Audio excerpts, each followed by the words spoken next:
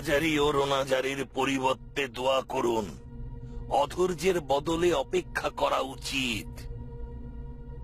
আমি আজম হত্যাকারী সর্দারের কন্যা, হস্তি আছড়ে ফেলা সর্দারের কন্যা, আবু উবাইদ সাকাফির কন্যা, মুক্তারের বোন। গুনাহকারীদের জন্য খোদার নিকট ক্ষমা চাইছি। ওই পাপীদের কথাগুলো তোর মুখে উচ্চারিত হচ্ছে মুক্তার। এমন ভাবে কথা বলছিস যেন হযরত আলী যুদ্ধের কায়দা কানুন সম্পর্কে অবগত ছিলেন না এবং দুশমনদের তোর মতো চিনতে সক্ষম হয়নি। তিনি অদৃষ্টের লীলা খেলায় নিজের জান বিলিয়ে দিয়েছেন, যেমন ভাবে আলী সিফিনের যুদ্ধে অদৃষ্টের খেলায় জয়ী হওয়ার যুদ্ধে থমকে গিয়েছিলেন। ইমাম নিজের একাকিত্ব, পরাজয়, হতাশাকে সঙ্গী করে এই আমাদের মতো মানুষের কাছে এসে পৌঁছেছেন। খোদার কসম, ঘরের কোণে বসে থাকার জন্য দুনিয়ার লোভে বাহানা করছিস? বুদ্ধি ও বিচক্ষণতা দিয়ে ইমামকে সন্দেহ করা কি ঠিক হচ্ছে? হে খোদা, এই সন্দেহ পোষণ কি হেদায়েত নাকি শুধুই গরিমা দেখানো? আমি তো তোকে এক লোকমা খাবারও হারাম খাওয়াইনি, তাহলে কেন আমার বয়সের বৃক্ষ এই তিক্ত ফল ধারণ করলো? তিক্ত ফল বিষ মাখানো ফলের চাইতে উত্তম। আমি আমার আকীদা সহজভাবে প্রকাশ করেছি। আপনার বুঝতে সমস্যা হচ্ছে। আমাকে ছলাকলা শেখাননি, আমি কি করব? কি করবো চাচা যান? নিজের জান ও দিল দিয়ে সাহায্য করতে রাজি আছিস? যদি এরকম না হতো এই শ্বেত প্রাসাদেই আসতাম না। বলুন আমার জন্য কি ফরমান রয়েছে?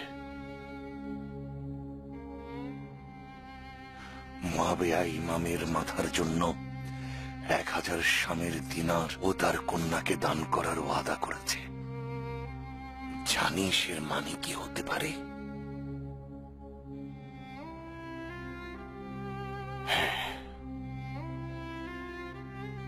আর এই লোভনীয় প্রস্তাবে অনেকেই নিজেকে ওদের কাছে সঁপে দিবে। তার মানে ইমাম নিরাপত্তাহীনতায় রয়েছেন। আজ থেকে আমি এই শ্বেত প্রাসাদের হেফাজতকারী হিসেবে রয়েছি। যে কেউ দামেস্কের চর হয়ে আসতে পারে, কিন্তু কিভাবে দুশমনদের ভিড়ে ইমামের জানের নিরাপত্তা বিধান করতে পারবেন আপনি? আমাদের কাঁধে কঠিন দায়িত্ব রয়েছে। একসাথে থাকলে আমাদের দুর্বল করা সহজ হবে না। আমি তোর থেকে বিশ্বস্ত কাউকে চিনি না। তুই এমন কিছু কর যেন আখিরাতে হযরতের নিকট লজ্জিত হতে না হয়।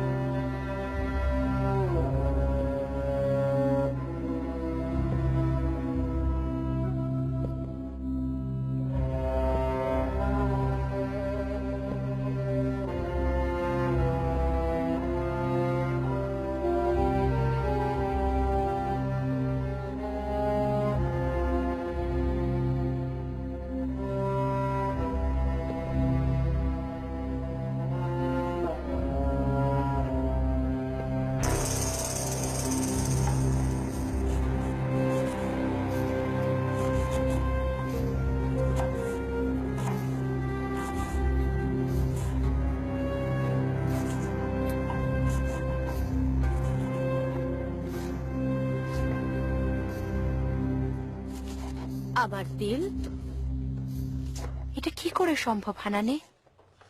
মুক্তার এমন কিছু করতে চাইছে যেখানে একটা হাতিও প্রবেশ করতে পারবে না। তাহলে কি প্রেমের ফলাফল বরবাদ হয়ে গেল? প্রেম একমাত্র শিল্প যা তারা মুক্তারের মতো আসমানের সিংহকে জমিনে বন্দি রাখা যায়। নারীর চোখের জাদু ওর সবকিছু শেষ করে দিচ্ছে না তো? নারী শিল্পহীন নারী নয় জারিয়ে। ওর প্রহরীও কম ছিল না। একজন আমি নিজেই, এখনো প্রতিনিয়ত তারই সারা গুণে আমি জ্বলে পড়ে মরছি। সত্যি তুমিও মুক্তারের আশিক ছিলে খালা? মুক্তারের মতো সাহসী বীর, আরবের কালো টলমল চোখের অধিকারী লস্কর কন্যাদের স্বপ্নের পুরুষ। যাও দাঁড়িয়ে, সময় খুব কম। দাঁড়িয়েকে বলো মুক্তারের পায়ে বেরি পড়াতে না পারলে সে তাকে হারিয়ে ফেলবে।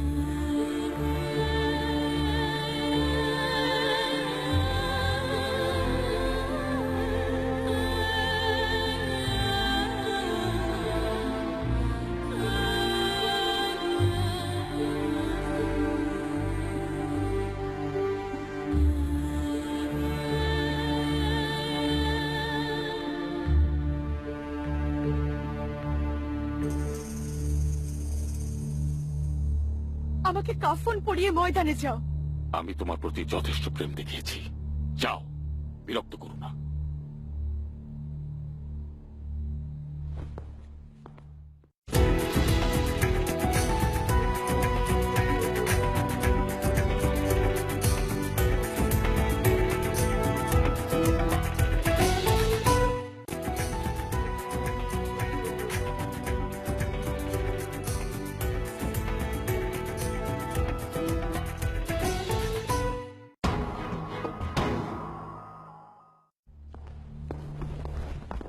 কি হয়েছে নারিয়ে? তুই তো দরজার ওপাশ থেকে সবই শুনলি কুটনি, নিজ কানেই তো শুনলি। তার প্রেম এখন যুদ্ধের ময়দানে। ছি, তোর কবরবাসীর উপরে থুথু নাড়িয়ে। পিতা আমার কবরেও যেন পয়গম্বরের ক্রোধের শিকার না হন। কেন কবরের কথা বলছিস নারিয়ে? কবরের কথা বলছি না জড়িয়ে, দিল আমার রক্তাক্ত। আমি যদি সামার ইবনে জন্দবের কন্যা না হতাম, তীক্ষ্ণ চোখ দ্বারা মুক্তারের জবান টেনে ছিঁড়ে ফেলতাম। তুই তো এখনো পারিস। হবে না জারিয়ে, তোর চাচা যান এসে যখন প্ররোচনা দেবে ঠিকই সে ময়দানে যাবে।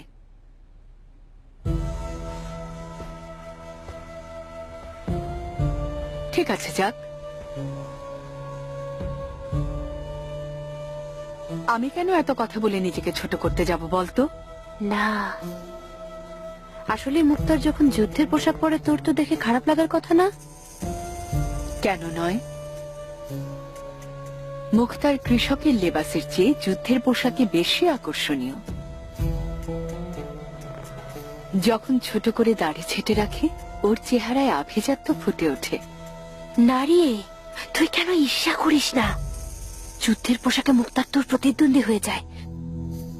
তুই কেন ভয় পাস না? তোর সতীন হয়তো তোর ঘর ধ্বংস করে দেবে। তাই মুক্তার যুদ্ধের ময়দানে যাবে, আর্তচিৎকার করবে। এতে শুধুমাত্র হাসানের দুশ্মনদের কলিজায় কাঁপন ধরবে না, আরবের নিটোল চোখের অধিকারী কন্যারা সব ওর ওপর হামলে পড়বে, ওর জন্য পাগল হয়ে যাবে। তাহলে ভুল করবে। সবগুলোর চোখ কোটর থেকে একে একে উপড়ে ফেলবো।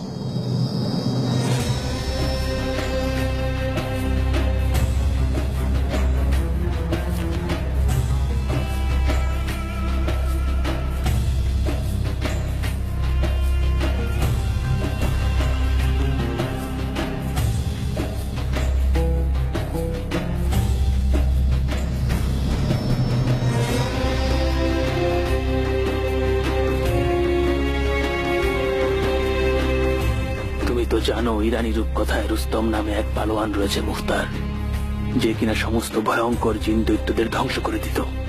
উদ্দেশ্য কি? তোমাকে রুস্তমের মতোই লাগছে। ময়দানের কঠিন কঠিন সব যুদ্ধে বিজয়ী এক বীর পালোয়ান।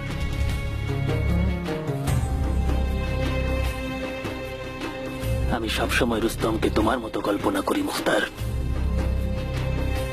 কিয়ান, আমি মুখতার নিজের মতোই।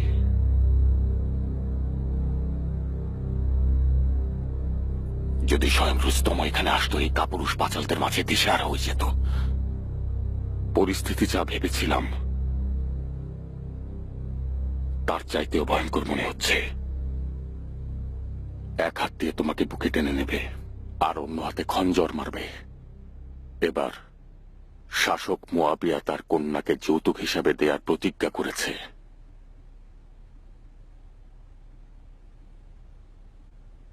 শুধুমাত্র খোদা তাআলা পারেন মুজতাবাকে এই বিপদ থেকে রক্ষা করতে।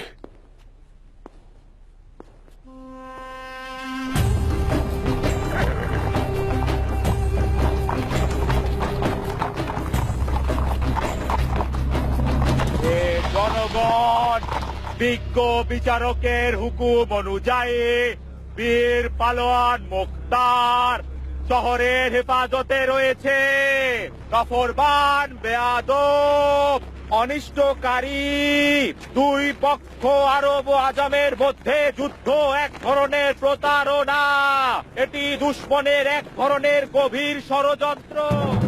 তামার ঢালগুলো মক্কার, বর্ষা ফলকগুলো হিন্দুস্তানের, যুদ্ধ পোশাক দাউদের। শামসি বাহিদের সম্পর্কে যা কিছু শুনেছ অনেক কম শুনেছ। আমি দেখেছি কি বীর যোদ্ধা রে বাবা। আমি এখনো পর্যন্ত এত শক্তিশালী যোদ্ধা দেখি নাই। খোদার কুদরত নিয়ে লড়াই করে, তার গর্দান মনে হয় ষাঁড়ের মতো, ঘোড়ার মতো রান ও কোমর, বাহুগুলো গাধার সামনের দুই পায়ের মতো বেশ বড়সড় ও শক্তিশালী, কোমল ও শান্ত চোখ, বিশাল দৈত্যাকার চোখ। আমার চোখ যখন ওই দৈত্যের চোখে পড়ল, আমি তখন কলেমা শাহাদাত পড়তে লাগলাম, ঠোঁটে বীর করে মাফ চাইতে লাগলাম। বুঝে ফেললো আমি ইরাকি। তোমরা যেন ওই ভয়ঙ্কর অবস্থা না দেখো কখনো। ওরা সবাই আমাকে পা বেঁধে ঝুলিয়ে পেটাতে লাগলো, আঘাতের পর আঘাত। কোথা থেকে বুঝলো যে তুমি ইরাকি? কোথা থেকে? আমার বাচন ভঙ্গিতে। আমাদের ইরাকিদের চালচলনের সঙ্গে স্বামীদের চালচলনের অনেক পার্থক্য রয়েছে। তাদের ওই হাড়ি থেকে যেন হেফাজতে থাকি। এ যেন কৃষ্ণকায় বালা মুসিবত। হে খোদা, মুসলমানদের যেন শুনতে না হয় এ কথা। একই মায়ের দুগ্ধ পানকারী কেউ গর্ভবতী হয়নি। শামের লস্করদের ভয় বিবেক বুদ্ধি সব গেছে। হাড়িগুলোর সঙ্গে গর্ভবতী নারীর কি সম্পর্ক? এই যে কোনো মুসলমান বাচ্চা হত্যার কারণ হতে চাই না আমি। যদি গর্ভবতী নারী শোনে যে সামদের হাড়ির মধ্যে কি দেখে এসেছি আমি, ভয়ে বাচ্চা প্রসব করে দেবে মুসলমান। তোমার এই ভয়ঙ্কর কথা আমাদের ভয় পাইয়ে দিচ্ছে। এখন বলো, কি এমন জিনিস দেখেছো হাড়িগুলোর মধ্যে? বিষাগুলো সব বিশালাকার, হাড়ির মধ্যে রেখে 1000 উটের উপর বোঝাই করেছে, যেগুলো সব ওদের পোষ মানানো বিছা। কামানের গোলা ফেলার বদলে ওগুলোকে বাড়িগুলোতে নিক্ষেপ করা হবে। ভয় পাসনি সারা। আমি বলেছিলাম, হে খোদা তওবা, মুসলমানদের অবশ্যই এই ওত পেতে থাকা বিপদ থেকে মুসলমানদের সজাগ করা উচিত। হে খোদা তওবা। এটা আজগুবি মিথ্যা গাঁজাখুরি গল্প। এসব বলে আমাদের ভয় দেখাতে চাইছে। হে খোদা, শামের এই দজ্জালের কাছ থেকে আমাদেরকে রক্ষা করো। এতগুলি বিষাক্ত বিছা হাড়ির মধ্যে ভরে রাখা সম্ভব? হাড়ি বিছা দিয়ে ভরা হয়েছে, বিছাকে হাড়ি দ্বারা পূর্ণ করা হয় নাই। নিঃসন্দেহে মসজিদের সামনে সে ঝড়। ওকে এখনই পেতে ফেলো। জি আমির। নামো সবাই। বিষাক্ত বিছা কিভাবে স্বীকার করলো অথচ একজনও মরলো না? খুবই সহজ, একেবারে পানি খাওয়ার মতো। তাদের ধোকা দেওয়া কাজ থেকে রেখেছি। শামের সিপাহীরা একটা পোকাকে কাঠের টুকরার মাথায় বেঁধে ওটাকে বিছার গর্তের মধ্যে নিক্ষেপ করে। বিছা লোভে পড়ে বাইরে বেরিয়ে আসে এবং ফাঁদে পড়ে বন্দী হয়। এই বাচাল অসভ্য খিটখিটে মেজাজের শামের মজদুর চেঁচিয়ে চেঁচিয়ে সবাইকে বোকা বানাচ্ছিস। তোকে কি আমরা মেরেছি নাকি? চেহারা সুরতে ওদের মতো পুরোপুরি না হলেও শক্তি সামর্থ্যে ওদের মতো অল্প কিছু হলে হতে পারো। যদি ভুল না হয় তোমাকে আগে কোথাও দেখেছি মনে হয়। আরে বেহায়া, নির্লজ্জ কোথাকার, লজ্জা লাগে না এসব বলতে? সাধারণ মানুষদের ভয় দেখাতে খারাপ লাগে না? এত বড় দুঃসাহস তোর! বলে অঞ্চলের মানুষদের বিভ্রান্ত করতে তুই কত মুদ্রা নিয়েছিস বল? এই শয়তান বদমাশ নিমক হারামের দল, পারলে আয় ভালো কিছু কর। ও আসলে নিমক হারাম নয়, খেয়ানতকারী। আমি ওদের পরাজিত করব। যাও, ওর হাতটা মেরে ফেলো। হে জনগণ, নারী ও পুরুষ, এই মিথ্যাবাদীদের ধোঁকা খেও না। এই ঘাতক গোষ্ঠী চাইছে তোমাদের হত্যা করে ফেলবে। ওরা তোমাদের নারী ও বাচ্চাদের মেরে ফেলবে। ওরা নিজেদের গল্প ভাবছে। আমি জনগণকে বেচি নাকি তোরা? তোদের পেটে একটাও সত্য নেই, সব মিথ্যা বলিস। কেন যুদ্ধের কথা গোপন করছো? ইরাকি লস্করদের আত্মসমর্পণ কি মিথ্যা খবর? তোরাই বল, নাকি ইমাম হাসানের জখমে মিথ্যা?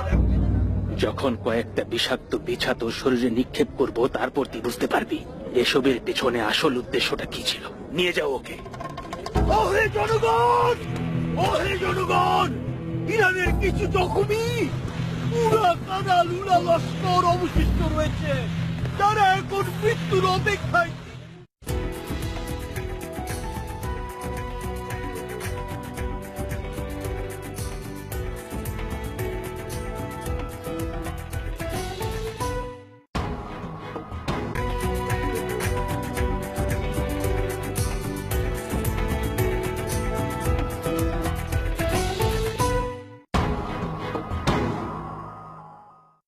ভাই ও বোনেরা, সামনের নতুন ধাপ্পাবাজির কথা তো তোমরা এই মাত্র শুনলে। এখন আমাদের আমির মুখতার সাকাফির কাছ থেকে কিছু কথা শোনো, যিনি আজ থেকে সেনাবাহিনীর দায়িত্ব নিয়েছেন।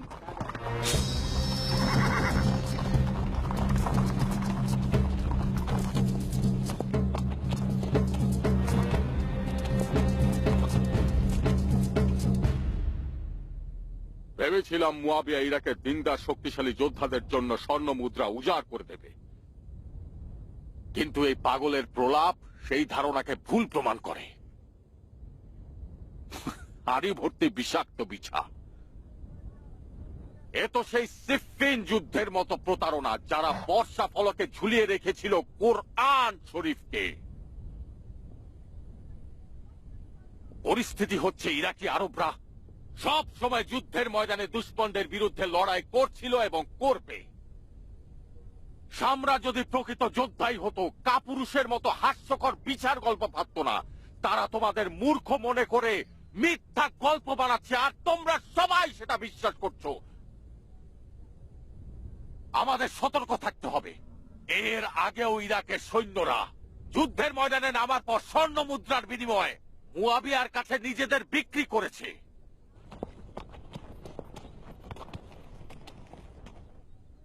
শোনো জনগণ, মুজতাবা জখম হয়েছে,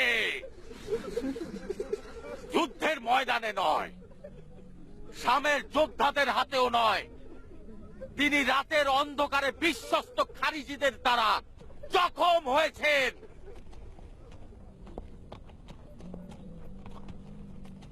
আজ আমাদের শহর পয়গম্বরের নাতি অতিথি হয়েছে। আল্লাহ শুকরিয়া, জখম এখন ভালো হওয়ার পথে। খুব তাড়াতাড়ি ভালো হয়ে উঠলে এর দাঁত ভাঙা জবাব দেওয়া হবে, মুয়াবিয়াকে ছাড় দেওয়া হবে না। কিন্তু আমি মুখতার সাকাফি আজ থেকে শহরের দায়িত্ব নিলাম। খেয়ানতকারীদের বা সন্দেহজনক যে কোনো শব্দ শুনলেই দমন করব। এই শহর আপনাদের শহরকে আল্লাহর সাহায্যে শামের সকল প্রকার ষড়যন্ত্র থেকে পাক পবিত্র রাখবো।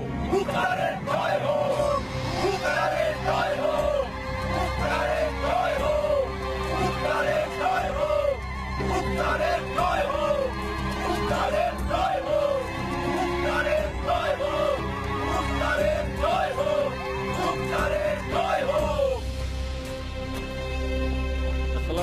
আমার খাটটা কি হয়েছে? হ্যাঁ, অনেকদিন হলো এটা তৈরি হয়ে আছে। এই যে তোমরা রক্তারক্তি করছো, তোমরা জানো না কোন গুণা তোমাদের যুদ্ধের দিকে ধাবিত করে নিয়ে যাচ্ছে। তোমরা আজ এমন একজনের মেজবান হয়েছো যার কারণে নিজেদের মধ্যে রক্ত ঝরাঝরি হবে, নিজেদের ধন সম্পদ লুণ্ঠিত হবে, শরীয়তের বিধান ধ্বংস হবে। খুব বেশি দেরি না হয়ে গেলে শামের লোকেরা কামান আর তেলের গোলা নিয়ে হামলা করবে, রোমানরা অগ্নিবর্ষণ করবে, আর তোমাদের নিজেদের বাড়িতে জিন্দা আগুন ধরিয়ে দেবে। মনে রেখো, কেন হাসান ইবনে আলীকে তোমাদের শহরেই আসতে হবে যখন সে জানে যে যুদ্ধে পরাজিত হয়েছে, মুয়াবিয়া তার মাথার জন্য মূল্য ধরেছে। আমি মুজাহিদিনদের ঘাঁটি থেকে এসেছি। আজ তাদের শহীদ ভাই জাররার কুলখানি ছিল যে আল্লাহকে পাওয়ার আশায় আবু তুরাবের এক জোয়ান পুত্রকে সম্মুখ যুদ্ধের ময়দানে কতল করে নিজে শহীদ হয়েছে।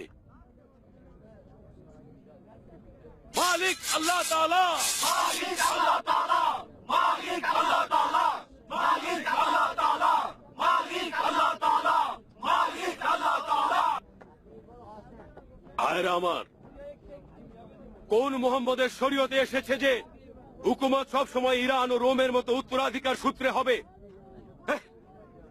শাসক মুয়াবিয়া চাইছে তার ছেলে খলিফা হোক এবং সমস্ত দায়িত্ব তার ছেলে পালন করুক।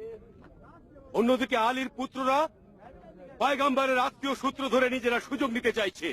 খুব বাড়াবাড়ি করছো হযরত। খালি ময়দানে বীরত্ব গাথা গাওয়ার কোনো বীরত্ব নেই। অভিশপ্ত খারেজি সম্প্রদায়, তোমাদের জন্য আরবদের লজ্জা করা উচিত। তোমরা আজ মুয়াবিয়াকে কাফের বলছো, তাহলে সিফফিনের যুদ্ধে কেন মুসলমানদের শহীদ করেছো? যে বর্ষার মাথায় কোরআন ঝুলিয়েছে তার কাছে মাথা নত করছো? শুনছো হে ভাইরা, ওরা অপবাদ দিচ্ছে যে আমরা দিন থেকে খারেজ হয়ে গিয়েছি, যদিও আমরা আহমদের শরীয়তের সবচাইতে বিশ্বস্ত উম্মত। আমাদের গতকাল ও আজকের কথা একই। না মুয়াবিয়া, না আলী, না তাদের পুত্রদ্বয়। যতক্ষণ পর্যন্ত টানাটানি চলবে ততক্ষণ পর্যন্ত রক্তপাত বন্ধ হবে না। মুসলমানদের সবকিছু জমিনে ধূলিসাৎ হয়ে যাবে এবং ফিতনা ফ্যাসাদ বৃদ্ধি পাবে। খোদার কসম, মুয়াবিয়া ও আলী অনুসারীদের দমনে জিহাদের চেয়ে উত্তম ফজিলত নেই। মালিক আল্লাহ তাআলা, মালিক আল্লাহ তাআলা, মালিক আল্লাহ তাআলা, মালিক আল্লাহ তাআলা, মালিক আল্লাহ তাআলা, মালিক আল্লাহ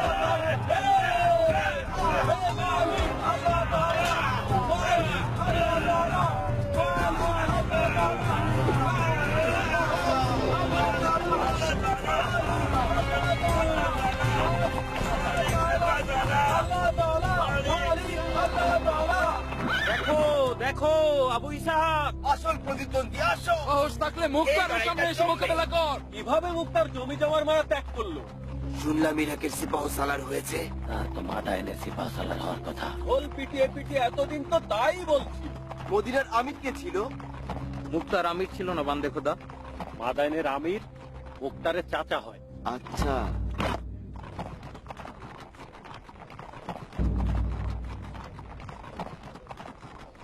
বড়ই আজব ব্যাপার, অন্ধ ইঁদুরগুলি দিনের আলোয় ময়দানে নেমেছে।